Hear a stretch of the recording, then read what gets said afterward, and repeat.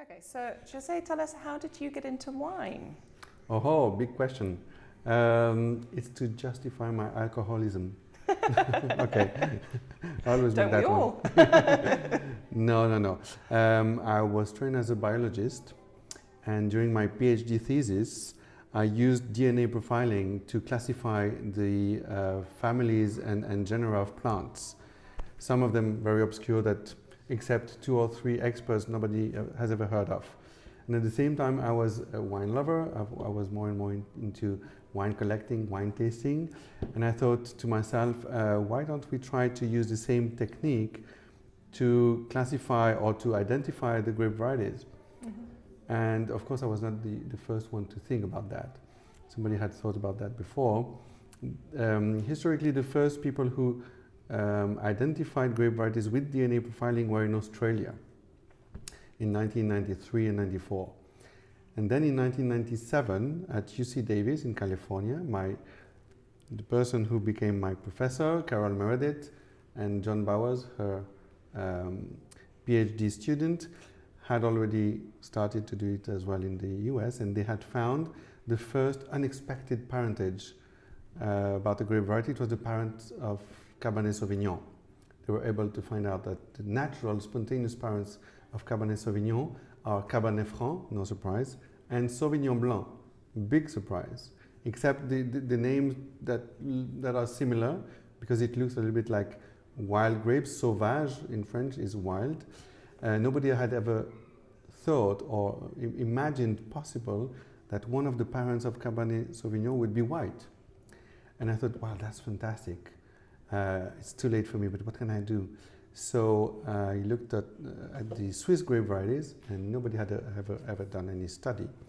And I got a grant from the Swiss government to go 1 year at UC Davis in California to learn the technique with Carol Meredith with Swiss grapes, which is a bit weird, but that's how science is working. And it was in 2001 and 2 where I started to make my first discoveries about Swiss grape varieties, and then the virus was in me. And how have you found, what's been the greatest challenge in working in the very scientific part of the wine world? I mean, the scientific part in this kind of study is the same as in any other scientific studies, except that what we are working on is more exciting for me. But I was really surprised. Honestly, I was expecting to find a bunch of wine lovers with whom I could share my experience and my interest and my curiosity of tasting different wines, different varieties. And I was surprised that, except Carol Meredith, who then she left UC Davis to make wine with her husband in Napa Valley. She was a wine lover and a wine connoisseur. All the other ones, most of the other ones, had no idea. Even one of my colleagues from Pakistan, she would recognize herself, she doesn't drink wine. But she really loves the scientific part, the technical and the study of it. So this is what struck me when I was there. Mm-hmm. But scientifically speaking, you do, I mean, the DNA profiling that we do with grape varieties is exactly the same as the one you use for human beings. So there's no challenge, more challenge than the other one. Maybe to keep sober as a child. And what is the part about, because you do many things, you have many roles within your career, as a communicator, as a writer, as a researcher, you know, what is your favorite role or hat to wear? It's true that not many of my colleagues have all these interests. I do it because I love it. What I like best is to share my knowledge and to transmit my knowledge, especially to the general public. So to make complex science available to the general public, which requires some work, because it's not, it's not instant. You need to really figure out how to communicate best, is a work that I really like to do it. I think it's my favorite part. Mm-hmm. And how, I mean, in terms of wine communication today, you've been working in the industry for over 15 years, if I have it right? How do you think the consumer interest is grown, or is it decreasing in the kind of scientific or biological sense? Okay, I think the interest has increased because at first, when I was starting to speak about my discoveries or my colleagues' discoveries about grape varieties, when you pronounce the word DNA 15 years ago, people would instantly think about GMOs. And I had to explain, no, it has nothing to do. DNA is in every living organism. I'm not speaking about modifying it, I'm speaking about studying it. And then it was better understood, and people also understood that it was a way to know better about the heritage and about the relationships between the varieties and also between the wine regions. Because before the DNA profiling arrived in the grape study, you could have the same variety in 2 different countries with different names, and nobody knew they were the same because they were not growing them side by side, and they had, I mean, the same variety had traveled so long ago that it was forgotten. And then you say, okay, variety A in Romania is the same as variety B in Italy, for example. And then you match the DNA, okay, it's the same. And then people would plant side by side and say, yeah, it's the same. So it helped to discover it, and people got used and more and accepted more these kind of discoveries. And also the parentage analysis, this is fascinating to see how emotional people can become when you speak about the origin of a grape variety. I have made parentage discoveries in Switzerland, in Italy, in other countries. And in many times people were like feeling almost sick. Some people say it's belly ache for us to hear that the variety that we love comes from the other side of the mountain. Which sounds ridiculous, but that's what's happening. Bellyache and disappointment that it's not from their exact place. Okay, so you're the bearer of bad news, you think? I'm afraid I am, but I'm proud of it. Some people say I'm iconoclast. How do you pronounce it? Iconoclast, yeah. Iconoclast, okay, and I love it. Well, I have examples from Switzerland, but the most famous one is Sangiovese. When I discovered the parents of Sangiovese in 2000, it was between 2004 and 2007. It was published in 2007. One of the parents is Cilieggiolo from Tuscany. No problem, easy. And I made the announcement in Tuscany, that's the problem. And the other parent is from Calabria. It's called Calabrese di Montenuovo, and that was a problem.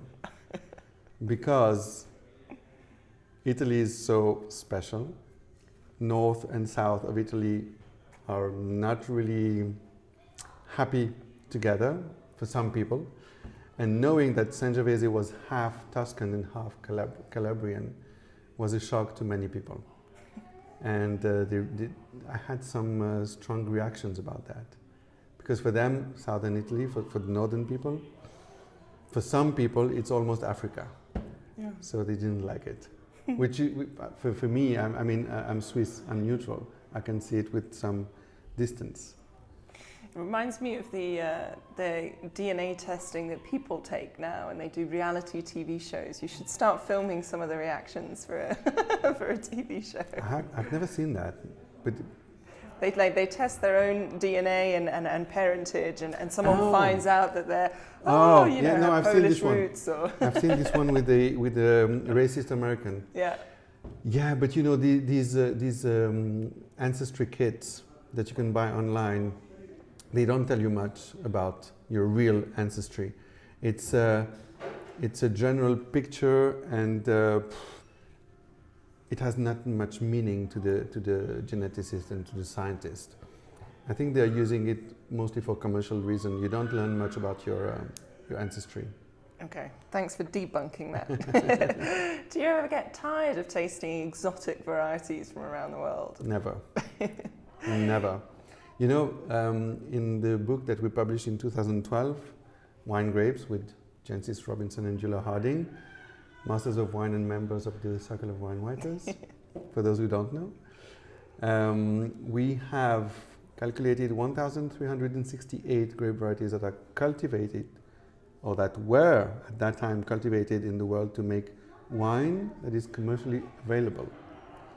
And one day somebody asked me, how many of these have you tasted already? So I made the math. And today, I had to recalculate because I tasted a lot in between, 600 almost. Ah, that's a lot less. I thought you would have tasted them all. No, no, it's not possible. Got a lot of work left. So I still have a lot of work. But some of them, come on. We have some varieties from Azerbaijan, and you never have a chance to see a bottle. And we also included varieties that are never varietal made. They are 5% in a blend. So, okay, you can count them, but you don't really understand the variety and you don't really know the taste of the variety. But, okay, who else has 600?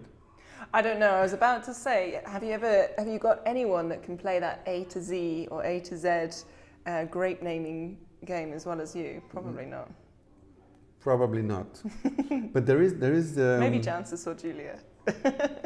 Ask them. We'll do it as a circle test one day. I don't know. Ask them, maybe. But there is this 100th Century Club or something like that. I forgot the name. It's Steve DeLong who started this wine club name. And to enter the wine club, you must have tasted 100 varieties. And it's not easy. If you're honest with yourself, it's not easy. Mm-hmm. So, well, 600 is not bad. It's good going. And what do you like to drink midweek? If you were to just pick one grape variety that you like to drink on a Tuesday. Oh, you want a grape variety? Or a wine. It doesn't need to be a grape variety. Or a region, perhaps. Okay. The more I drink, the more I'm going towards wines with drinkability. I've been through these competition wines, very powerful, full-bodied, showy, impressive. But then after one glass you say, wow, okay, I'm tired, which I'm trying to avoid right now. So I like drinkability. On a Tuesday, a nice bottle of Gamay would do it, no problem. Fruity, not too high in alcohol. Yeah? Fantastic. Thank you very much. Thank you.